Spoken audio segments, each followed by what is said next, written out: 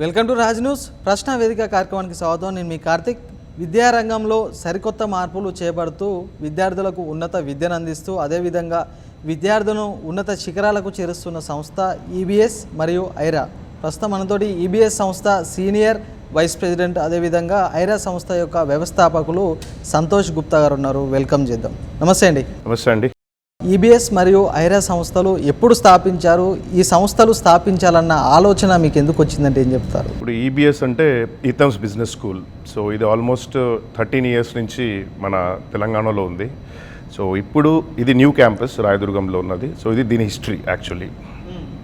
So ఇప్పుడు ఇక్కడ కొత్త క్యాంపస్ స్టార్ట్ చేయడానికి రీజన్ ఏంటంటే ఇప్పుడు ఆల్రెడీ అవుట్డేటెడ్ సిలబస్ ఉంటున్నాయి అన్నిటి దగ్గర. సో మాకు స్టూడెంట్స్కి ప్రాక్టికల్ ఎక్స్పోజర్ ఇవ్వాలని చెప్పి ఈ సంస్థ మెయిన్ ఉద్దేశం. అదేవిధంగా ఈ రోజుల్లో విద్యార్థుల తల్లిదండ్రులకు చాలా టెన్షన్. అసలు విద్యాపరంగా వీళ్ళకి ఫ్యూచర్ ఉంటుందా, సరైన జాబ్స్ దొరుకుతాయా అనేసి చాలా టెన్షన్ పడుతున్న పరిస్థితులు మనం చూస్తున్నాం. ఈ సందర్భాల్లో ఈబీఎస్ వాళ్ళకి ఎటువంటి సందేశం ఇస్తుందంటే ఏం చెప్తారు? సో ఇప్పుడు ప్రస్తుతం ట్రెండ్ ఎలా అయిపోయిందంటే పేరెంట్స్ మాట వింటున్నారు, వినాలి కాదనట్లేదు. At the same time friends ఈ కోర్స్ చేస్తున్నారు, ఆ కోర్స్ చేస్తున్నారు అని చెప్పి డిగ్రీ చేస్తున్నారు. ప్లస్ ఇంకోటి ఏమవుతుందంటే డిగ్రీ ఆర్ బీటెక్ ఏదైనా కానీ almost 10 years 11 years back syllabus ఉంది.